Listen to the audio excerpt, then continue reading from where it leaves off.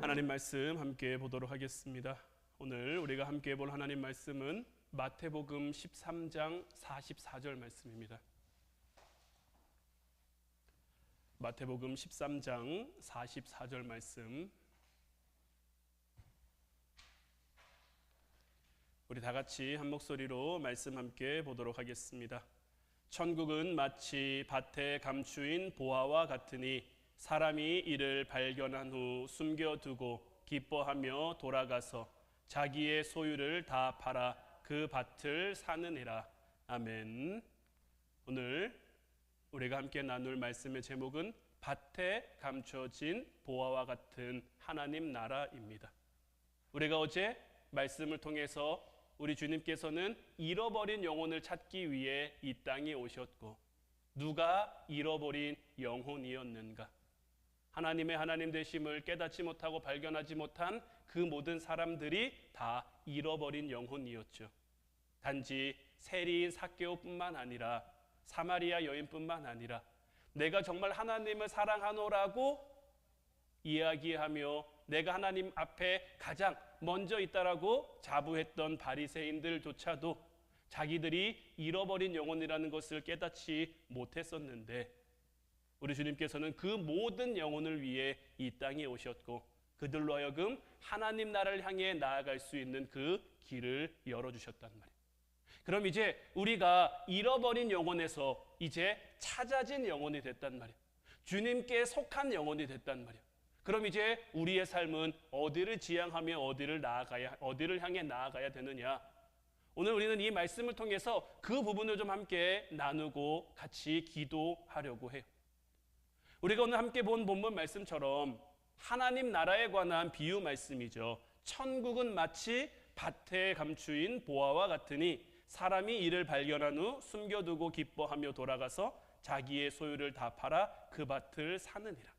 예수님은 하나님 나라를 가리켜 밭에 감춰진 보화와 같다고 하셨는데, 예수님의 이 비유 말씀이 오늘을 살아가는 우리에게 어떤 메시지를 주고 있으신가?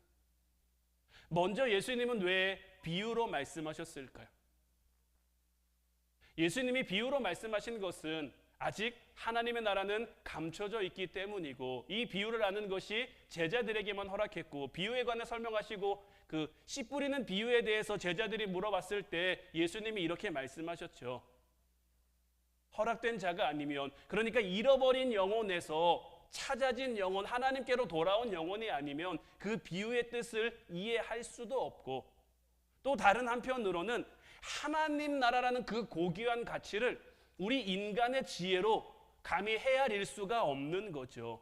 하나님 나라가 어떤 것인지 우리가 도무지 이해할 방법이 없기 때문에 예수님께서는 일상적인 비유를 통해서 하나님 나라가 어떤 것인지 우리로 하여금 어느 정도 맛볼 수 있게 말씀해 주신 거예요.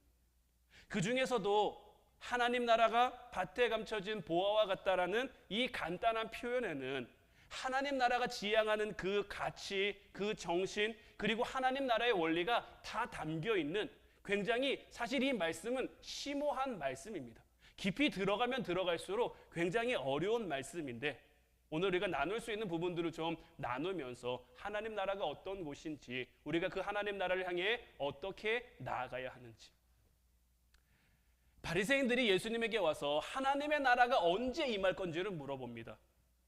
하나님의 나라가 어느 때 임하겠습니까? 라고 물어보셨는데, 예수님께서 그 바리새인들의 질문에 약간 또 엉뚱한 것 같은 대답을 들려주셨는데, 그 대답이 누가복음 17장 21절 말씀입니다.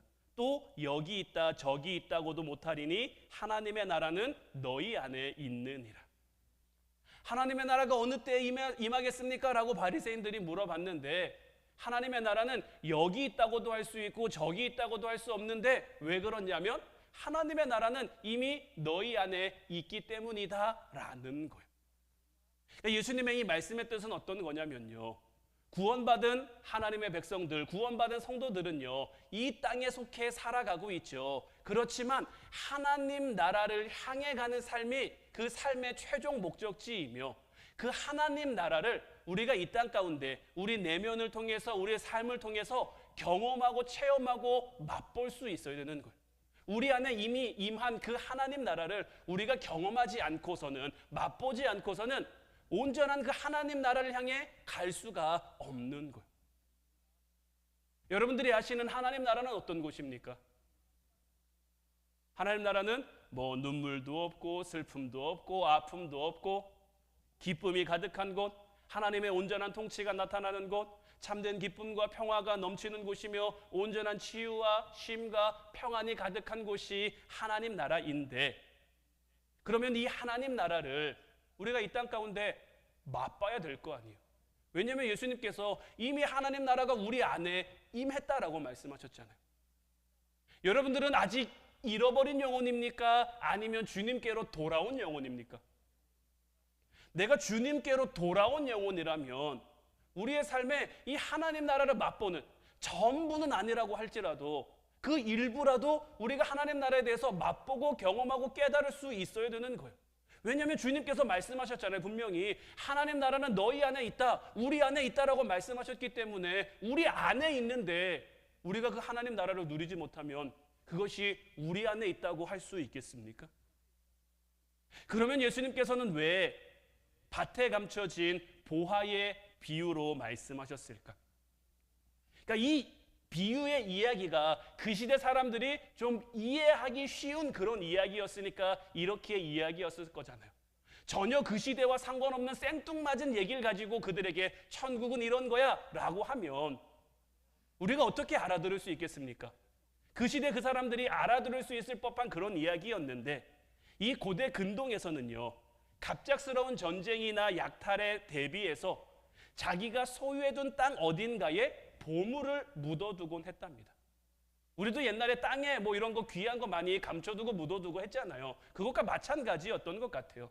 그런데 전쟁이 일어나거나 약탈이 일어나거나 그래서 어딘가로 도망갔는데, 어디라고 피난 갔는데 돌아오지 못하게 되는 경우도 종종 발생을 한 거죠. 그러면 그 밭에 감춰진 보물은 누구의 것이 될까요? 뭐 당연히 감춰진 것을 누가 알겠습니까? 감춰진 것을 발견해야만 그것을 얻을 수 있고 차지할 수 있는 거죠. 그 감춰진 보물을 발견하면 그 보물을 얻기 위해 어떠한 희생이라도, 그에 상응하는 희생을 치를 수가 있는 거죠. 자, 우리가 살고 있는 지구는 돌고 있죠. 자전도 하고요, 공전도 하고요. 근데 우리가 살고 있는 이 지구가 얼마나 빠른 속도로 돌고 있는지 여러분들 아십니까? 우리 지구가 자전하는 속도가요, 적도 부근을 기준으로 시속 1670km래요. 공조는 이거보다 더 빠릅니다. 초속 29.8km라는데 이 초속 29.8km면 우리는 그래도 시속이 좀 편하잖아요. 운전을 하니까. 시속으로 하면요, 아까 자전은 1670km였는데 공조는 107,280km입니다. 우리나라에 불었던 태풍 가운데 가장 빨랐던 태풍, 어떤 태풍인지 아십니까? 2003년에 우리나라에 불었던 매미라는 태풍이 우리나라에 불었던 태풍 가운데 가장 빨랐던 태풍이래요. 이 매미가 초속 60m/s로 불었는데, 이 또 초속 60m/s 하면 잘 감이 안 오잖아요. 똑같은 시속으로 환산하면요, 한 216km 좀 되는 그 속도가 이 태풍 매미의 속도였대요. 태풍 매미가 우리나라를 한번 지나감으로 인해서 우리나라에 발생한 경제적 손실이 약 4조였답니다. 216km, 시속 216km 바람이 한번 불고 지나가니까 우리나라에 한 4조쯤 되는 돈이 그냥 휙 다 날아가 버렸단 말이에요. 근데 우리나라 지구의 자전 속도는 얼마라고요? 1670km예요. 공조는 107,280km. 매일 똑같이 그 속도로 돌고 있단 말이에요. 그러니까 지구의 이 공전과 자전은요, 우리가 쉽게 가늠할 수도 없는 그런 속도로 늘 빠른 속도로 돌고 있는데, 여러분들 중에 지구가 돌고 있다는 거 느끼는 분들 계십니까? 아, 지금 보니까 지구가 지금 이렇게 돌고 있네. 아, 지금 지구가 어디쯤 지나가고 있네. 이런 거 느끼고 알고 살아가는 사람이 있을까요? 아무도 모릅니다. 왜 못 느끼냐면 이것이 사람이 보고 듣고 느낄 수 있는 그 감각의 범주를 넘어갔기 때문인 거예요. 우리가 모든 걸 다 느끼는 것 같지만요, 그 감각의 범주를 넘어가면 못 듣고 못 느끼는 거예요. 왜 예전에 이런 테스트 있었습니다. 약간 뭐 삐 하는 소리 들리는 건데 나이가 많으면 많을수록 그 소리를, 이게 무슨 알파파라 그랬던가요? 그래서 이런 소리를 나이가 들면 들수록 못 듣는다고. 왜냐하면 들을 수 있는 그 감각의 범주를 넘어갔기 때문이에요. 그러니까 우리는 다 안다고, 다 본다고, 다 느낀다고 생각하지만 우리가 느끼고 경험하는 것 그 이상의 것들이 분명히 있단 말이에요. 그러니까 하나님 나라도 이와 마찬가지인 거예요. 이 세상 그 어떤 가치와 비교할 수 없는 너무나 귀한 곳이지만 우리가 하나님 나라를 늘 꿈꾸며 소망하며 살아가지만 우리가 지구의 자전 속도나 공전 속도를 느끼지 못하는 것처럼 때로는 우리의 삶 가운데 하나님 나라의 참된 가치를 우리가 누리지 못하고 살아갈 때가 너무 많단 말이에요. 우리가 하나님 나라라는 그 가치를 온전히 느끼게 되면 어떻게 될까요?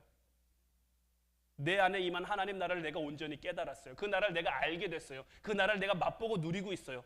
그럼 우리의 삶은 어떻게 될까요? 어제 우리가 말씀을 나눴던 것처럼 삭개오처럼 되는 거예요. 삭개오가 예수님을 만난 다음에 그의 세계관 자체가 달라졌죠.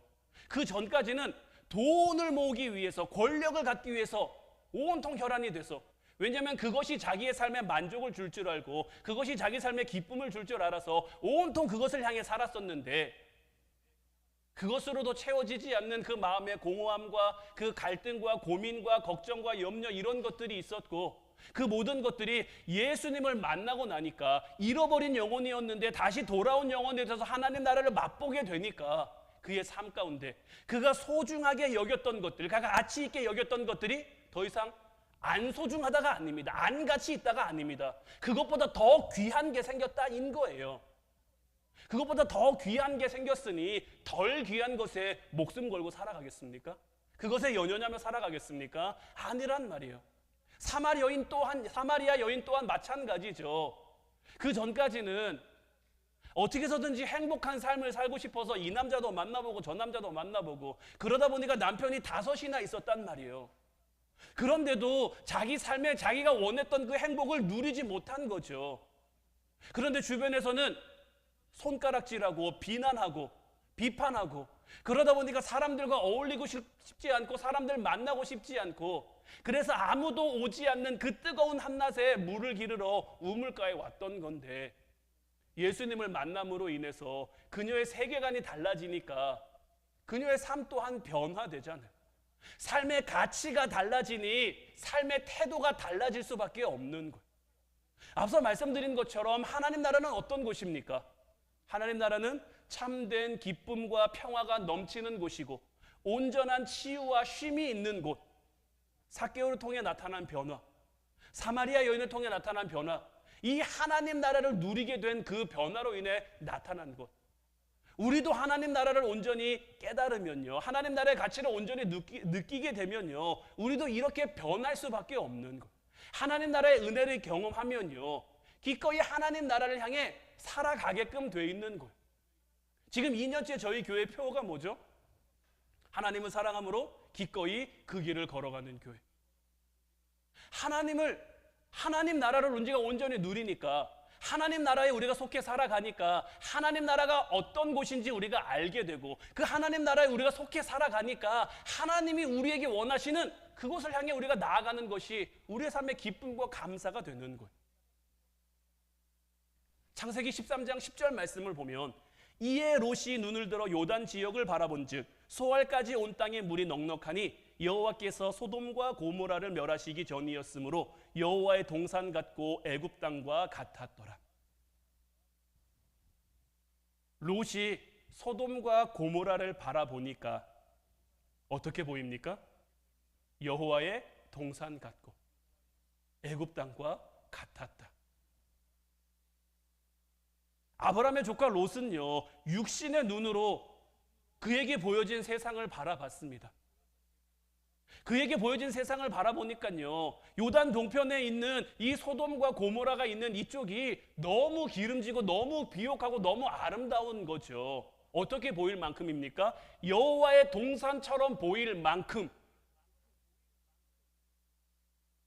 그런데 어떻습니까? 육신의 눈으로 바라본 그곳이 정말 하나님 나라였습니까? 하나님 나라가 아니었단 말이에요.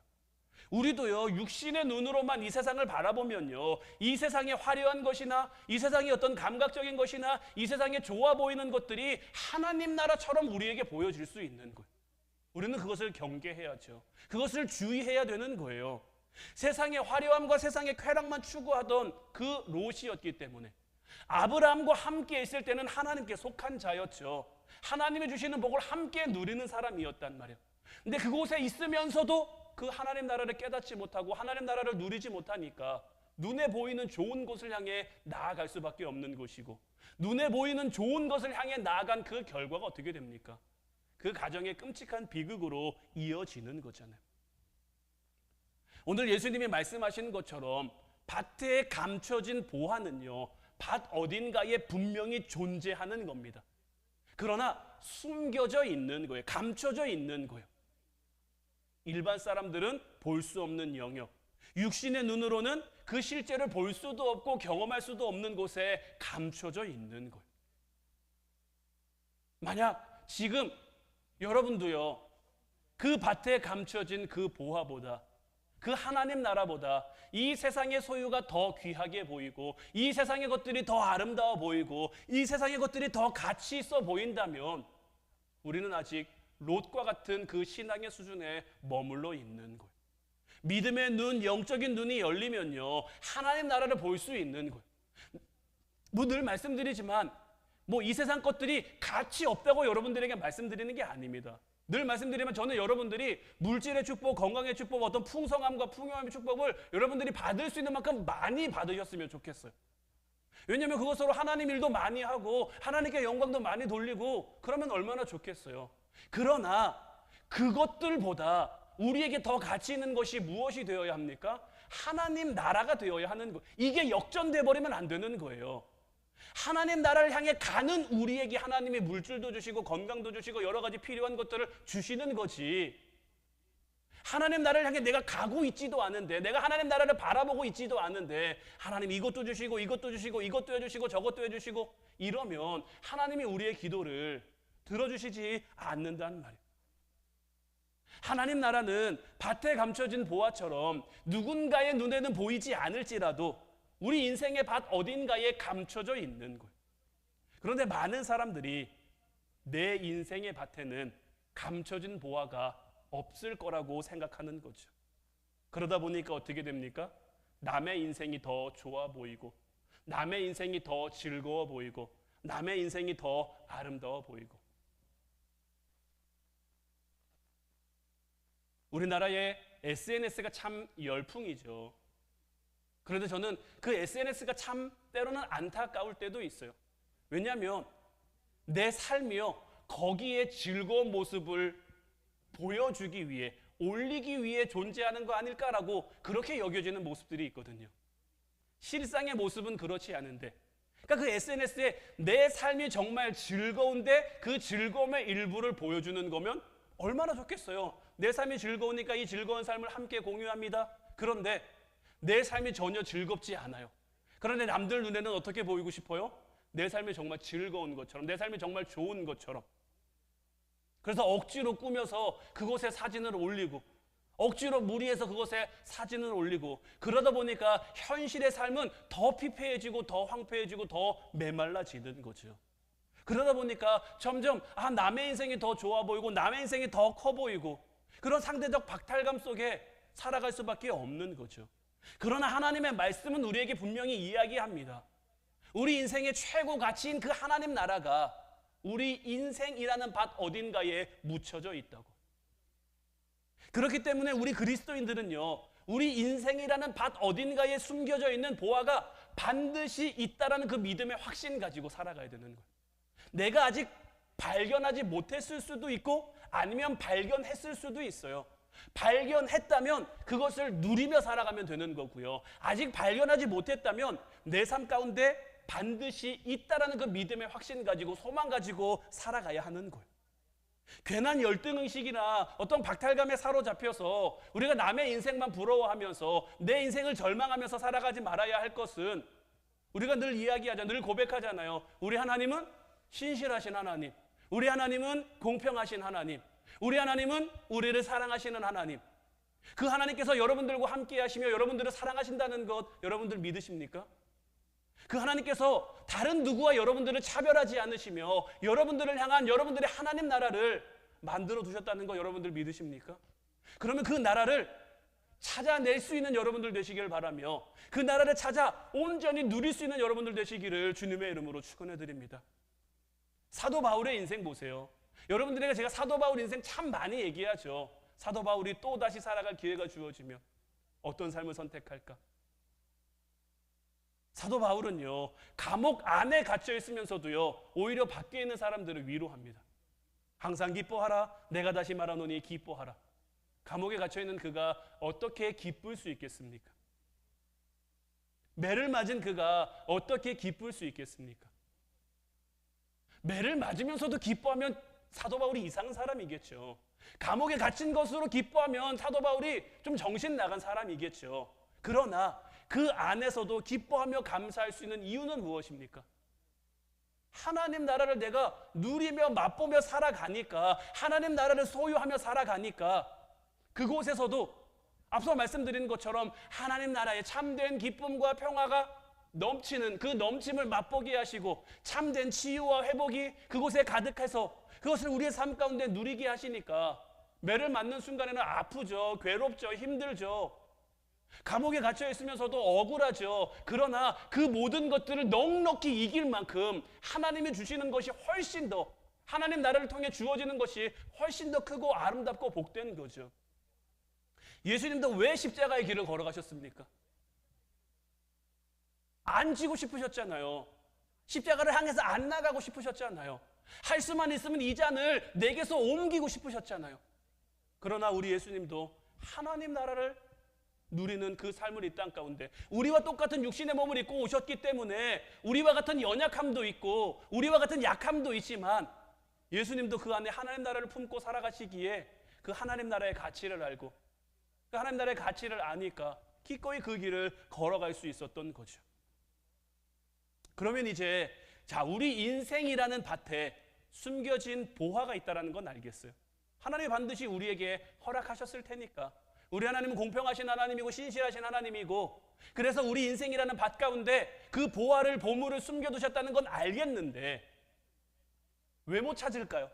왜 잘 발견되지 않을까요? 그 이유는 다른 게 아닙니다.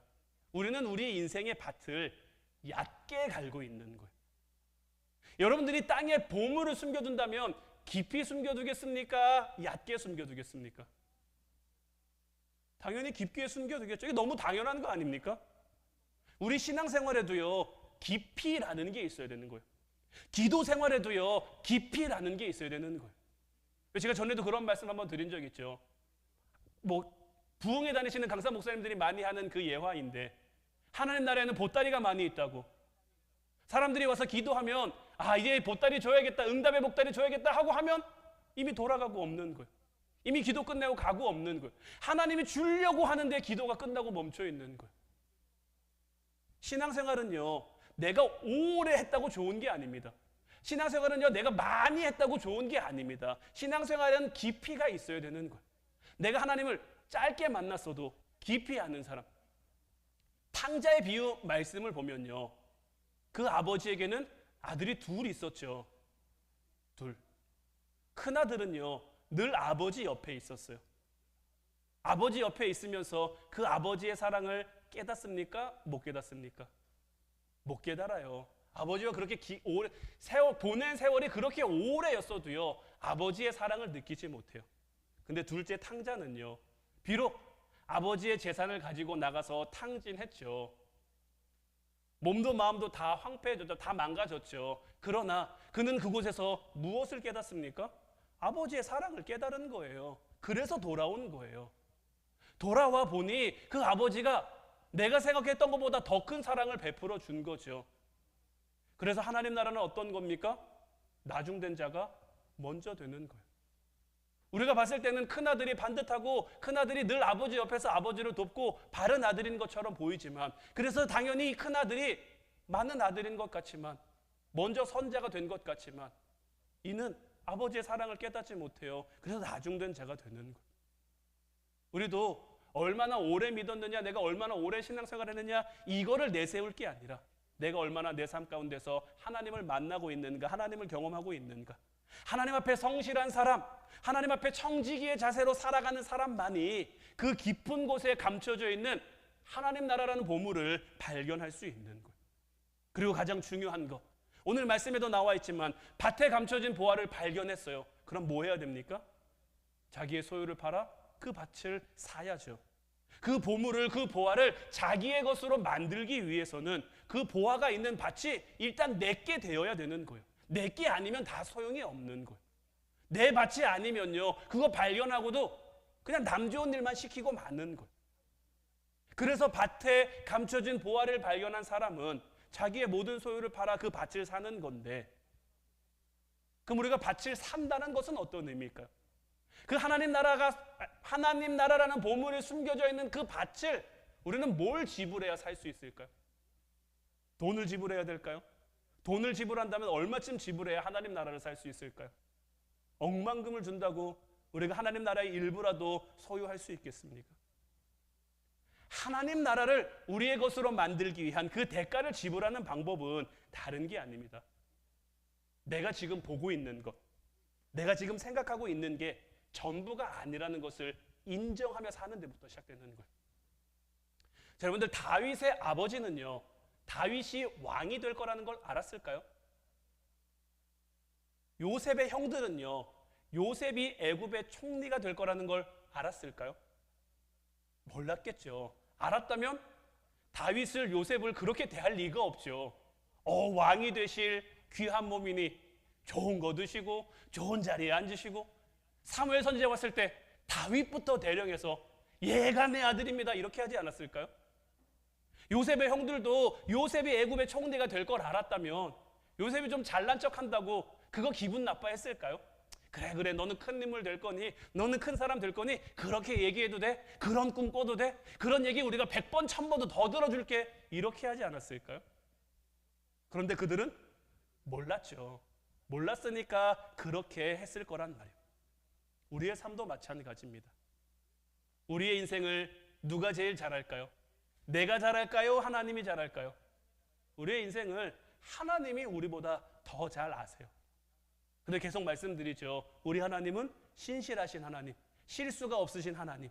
그 하나님께서 우리의 삶을 인도해 가신다라는 것. 지금 내 삶의 모습은, 내 인생이라는 밭은 돌이 가득한 밭일 수도 있어요.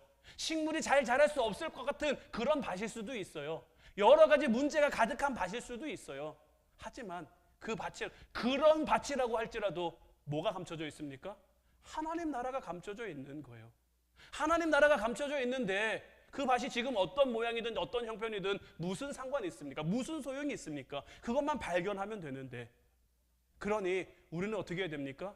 그것을 발견하기까지 성실하게, 대충 조금 팔다가 에이 안 나오네 말아야지, 또 다른 데 가서 대충 조금 파다가 에이 여기도 안 나오네 말아야지, 이런 자세로 살아가면 우리가 하나님 나라를 발견할 수 있을까요? 아닌 거예요. 하나님께서 우리에게 이 땅을 허락하신 것, 하나님께서 우리 삶의 자리를 허락하신 것, 하나님께서 우리에게 이 가정을, 교회를 우리에게 허락하신 건요, 우리에게 맡겨진 곳에서 하나님의 신실하심을 믿기에 늘 성실하게, 늘 최선의, 늘 최고의 삶을 살기 위해 애쓰고 수고하고 노력해야 되는 것. 이것이 우리가 밭에 감춰진 하나님 나라를 소유할 수 있는, 그 밭을 우리가 소유할 수 있는 비결이 되고 방법이 되는 것. 그래서 하나님 앞에 예배할 때도 우리는 어떤 예배를 드려야 됩니까? 최고의 예배이자 최선의 예배, 하나님이 기뻐 받으실 만한 예배. 우리가 직장이나 일터에서 일할 때도 어떻게 해야 됩니까? 내가 하나님 앞에 있는 것처럼, 지금 내가 하나님을 향해 일하고 있는 것처럼 그런 모습으로 성실하게 거짓이 없이 일해야 하는 것이고, 그러니까 늘 우리의 모든 삶이 하나님 앞에서가 될 수 있어야 되는 거예요. 힘들 때도, 어려울 때도, 때로는 슬플 때도, 아플 때도 하나님 앞에서 우리가 살아가야 하나님이 우리에게 주신 그 보물이 감춰져 있는 밭을 소유하며 살아갈 수 있는 것. 롯은 그것을 깨닫지 못하니까, 그것을 바라보지 못하니까 그냥 겉에 보이는 화려함만 바라보고 겉에 나 있는 것만 바라보고 소돔과 고모라를 향해 나아가는 것이고, 믿음의 조상인 아브라함은 하나님의 함께하심을 바라고 믿으니까 어디를 가든지 하나님의 말씀을 따라, 어디를 가든지 하나님의 뜻을 따라 그렇게 하나님 나라를 온전히 누린 자가 되니 믿음의 조상이 되어 오늘날도 우리가 아브라함의 하나님이라고 고백하는 거 아니겠습니까? 이제 바라기는 이 하나님 나라를 온전히 누리는 여러분들 되시기를 주님의 이름으로 축원해 드립니다. 하나님께서는 그 하나님 나라를 어디 먼 데 두신 게 아니에요. 여러분들이 찾지 못할 곳에 두신 게 아니에요. 우리가 찾으면 찾을 수 있어요. 주님께서도 말씀하셨죠. 구하라 그러면 너희에게 주실 것이요, 찾으라 그러면 너희가 찾아낼 것이요, 문을 두드리라 그러면 너희에게 열릴 것이니 구하는 이가 받을 것이요, 찾는 이는 찾아낼 것이요, 두드리는 에게는 그 문이 열린다라고 약속해 주셨단 말이에요. 오늘도 이 주님의 약속을 믿고 온전히 주님께 나아가 구할 수 있는 여러분들, 하나님 아직 내게 이 숨겨져 있는 밭이, 보물이 숨겨져 있는 밭이 어떤 의미인지 내가 모르겠습니다. 하나님 이것을 깨닫도록 내게 허락하여 주시옵소서. 내가 그 보물을 발견할 수 있도록 내 삶 가운데 허락하여 주시옵소서. 내가 구하는 것들이 하나님 나라가 될 수 있도록 하나님 내 삶 가운데 허락하여 주시옵소서. 내가 찾는 것들이, 내가 구하는 것들이, 내가 문을 두드리는 것들이 온전한 하나님 나라를 누리는 것들이 될 수 있도록, 지금 여러 가지 문제들 내 삶 가운데 있지만, 여러 가지 힘듦 내 삶 가운데 있지만, 여러 가지 아픔과 고민과 어떤 걱정거리들이 내 삶 가운데 있지만, 삭개오가 그랬던 것처럼, 사마리아 여인이 그랬던 것처럼, 사도 바울이 그랬던 것처럼 내가 온전히 하나님 나라를 누린 자가 되게 하시오, 하나님 나라를 맛보는 자가 되게 하시오, 내 삶의 세계관이 달라지게 하시고 내 삶의 가치가 달라지게 하시고, 그래서 그런 것들에 연연하며 살아가는 것이 아니라 온전히 하나님 나라의 가치를 두고 그 하나님 나라를 향해 한 걸음 한 걸음 기쁨으로 나아가는 저희들 되게 하옵소서. 이제 우리 같이 찬양하고 기도하기를 원하는데, 오늘 이 시간에는 나의 영원하신 기업, 이 찬양 함께 고백했으면 좋겠어요. 나의 영원하신 기업, 생명보다 귀하다. 나의 갈 길 다가도록 나와 동행하소서. 어두운 골짜기 지나가며 험한 바다 건너서 천국문에 이르도록 그 하나님 나라에 이를 때까지 주님 우리와 동행하여 주옵소서. 우리도 날마다 주님께 가까이 가기 위해, 그 주님께서 감추어 두신 그 보물과 보화를 발견하기 위해 우리에게 허락되신 길을 걸어가겠사오니 주님 오늘 이 밤에도 저희들과 함께 하시어 그 하나님 나라를 깨닫고 그 하나님 나라를 맛보는 우리가 되게 없어서 우리 찬양하고 같이 기도하도록 하겠습니다.